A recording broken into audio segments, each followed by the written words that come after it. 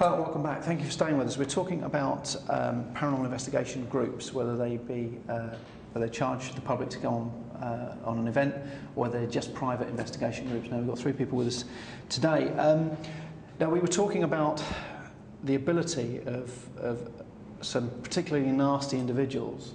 You kind of want to wonder what they're like in their daily routine. They'll probably get sick and tired of being bossed around wherever they are, and unachieving people who want to knock down everything positive that you guys can do. Mm-hmm. You're talking about the Hoff being on, being involved with him on an investigation, and the backlash from that, even at national press.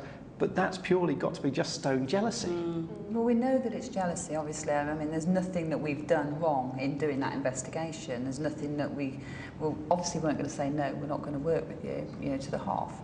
But what I found afterwards was that it's almost like we're responsible for the Hoff's bad press. That's how I felt. I felt responsible for the Hoff's. I mean, it's going to be coming up on TV soon, and I don't even want to watch it because it's gone from being something fantastic to something really negative.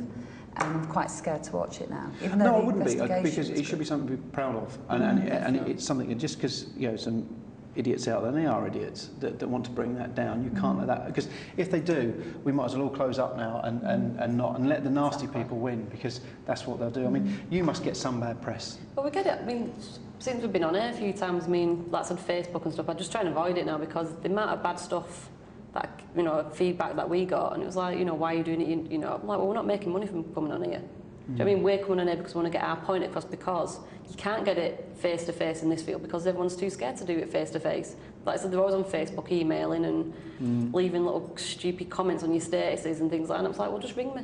We'll speak about it on the phone rather than air your dirty laundry in public. Just ring me. But they wouldn't, because I think that they see certainly when you get on the television and when you're involved with people like the Hoff, that you get this. You're where they want to be. You're getting the publicity. You're in the press. You're on the television. You are, and they don't realise the only reason that you're on the television or you're on in the press is because you're good at what you do. You've not got there by luck. You've not got there because hard work. You've been nasty to people. You've done it because you've got your head down and you believe in what you do and you're doing a proper job. I mean, we were asked not to advertise the fact that he was coming, so we didn't. We could have made an absolute fortune, but we didn't. We were doing an event anyway. We didn't advertise it. It was a closed event. Nobody knew he was coming. We kept it secret, and that was the deal. And now they'll work with us again. That production company will work with us again because we've proved to them that we can actually do it properly for them and make a damn good job of it.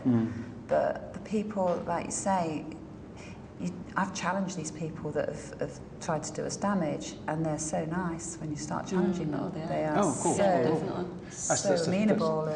It's the perfect cow, isn't it? Well, the thing is, people don't realise. Besides doing what we do, I've got 2 children. You've got to pass around, and we've got a day job, and it's really hard. You're working 7 days a week to do what you do. It's funny, actually. It's hard work. I saw some guys that I used to go to school with. I hadn't seen them for 20 years, and we got together a month or so ago, and one of the guys there said to me, you're not doing anything, man, because most tournaments finished. Do you not do anything until the next one? You kind of think, if only. They don't actually realise that you have companies to run. I mean, I run 6 companies, and it's kind of like, that's something that you can't. It's not something you do. I'll pop in now. I'll pop in. It's a 20-hour-a-day thing, and running any company, is difficult. But especially like you've got kids, you've got another job to keep down. You've got, it's hard work. But they don't see that. They only see the finished result. But that's because that's what they want to see. For nothing, don't they? End of the day, nothing good comes easy.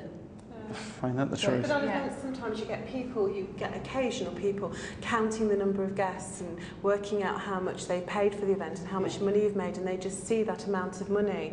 They don't realise that some venues, particularly the quality venues, are quite expensive, aren't they? I mean, it must be restricted for you guys.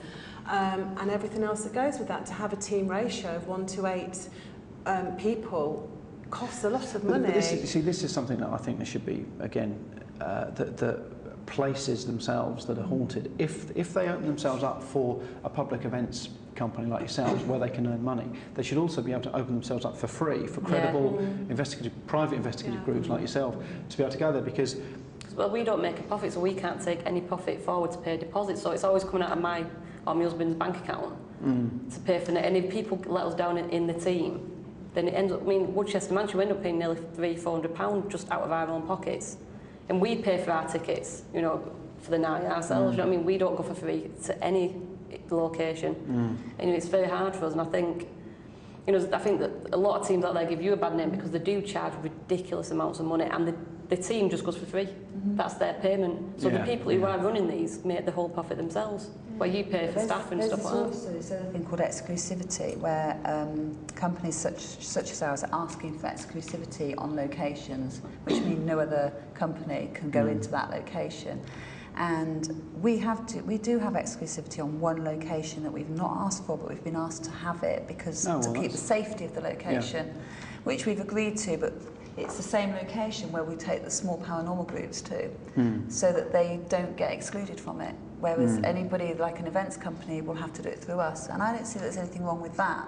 What I would be very uncomfortable about is if we were depriving you guys of going into that location. We have a duty as being exclusive. This is the whole thing with this whole sort of paranormal thing, that if we are all really truly after the same thing, which we are, and you know, it's only the credible people that are, that we should, you know, people should be allowed, because the more people that are in there, the more possibility you've got of catching that elusive piece of footage that just might be the one that says that's proof that, you know, whether it's a, you know, spirit world or it's a ghost or whatever, but there's something there that I mean, and it can be backed up by other credible people. There's so many times when people want. I mean, we had one where we went to in Wales, I think it was, where this lady owned this fairly large house, and this paranormal group, I think there was 2 of them, had signed her up on this exclusive thing that no one could film there. I mean, fortunately, their contract was filled with holes, so when we kind of saw the contract, we popped it to our solicitors, and it was ripped up. But these people were trying to get us to pay money to go and film there for Most Haunted. And I just said no, because they were getting the money. The lady who owned the property wasn't going to get it. I mean, I don't mind paying her, obviously, if that's the case. That's what she wants money. She needs to earn something. But this couple had gone in there, and this lady was fairly old, and they had basically got her to sign this contract, which said no one could go anywhere near this house while, you know, for 5 years or whatever. And it was only fortunate as though we got there and had it torn up. But yeah, I don't where would she be? understand this exclusivity. I don't know why companies want to be exclusive to you know, what is supposed to be a haunted property. I don't understand. I think that in paranormal investigation teams, groups, I think I agree with that. And I think that the big problem is with television is this exclusive thing, is because there's so many copycat shows around that, and you know, anyone with a camera can go and make a TV show these days. And sadly, there's a lot of channels that will air them, like ours.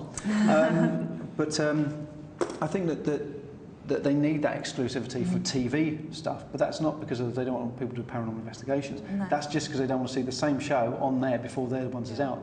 And you've got things like, you know, folks at Living who pay an awful lot of money to get a show done, and they don't want that to be sort of softened by somebody else from another channel. I totally agree with the TV side of things, but with regards to members of the public going in, I do think it's when you have a monopoly on the price of going into a location, it doesn't seem fair.